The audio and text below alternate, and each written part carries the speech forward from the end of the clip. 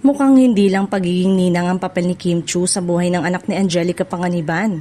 Sa biroan ng dalawa sa social media, tila pinagpapraktisa na rin si Kim sa pag-aalaga ng bata dahil pabirong sinabi ni Angelica na siya muna ang magbabantay sa kanyang anak. Naging usap-usapan ng masayang palitan nila sa comment section ng pinakabagong Instagram post ni Angelica. Ibinahagi ng aktres ang ilang larawan nila ni Amila na kuha pa noong buwan ng Mayo at nilagyan nito ng simpleng caption na "A Tribute to May". Hindi naman napigilan ni Kim na magkomento matapos makita kung gaano kalaki at kaganda si Amila. Ayon sa aktres, Amila, so makakamelt. Last photo dalaga na. Kitang-kita ang pagiging malapit ni Kim sa anak ng kanyang matalik na kaibigan.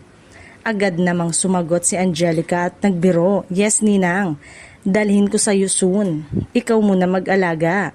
Dahil dito, maraming netizen ang natuwa at kinilig sa kanilang palitan.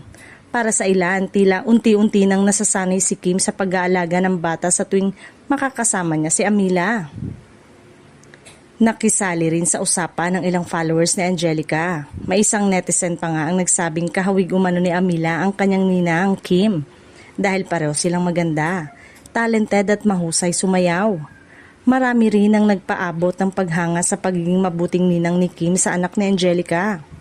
Samantala, nag-react din sa post ng ilang celebrity friends ni Angelica at Kim kabilang sina Glyza De Castro, Cherry Pie Picache, Bianca Gonzalez at Maris Racal. Bagamat masaya ang naging kwentuhan sa comment section, napansin ng ilan na wala roon ang isa pang miyembro ng kanilang barkadahang ang Becky na sina Bella Padilla. Gayunpaman, malinaw na nananatiling matatag at masaya ang pagkakaibigan ni Angelica at Kim sa paglipas ng panahon.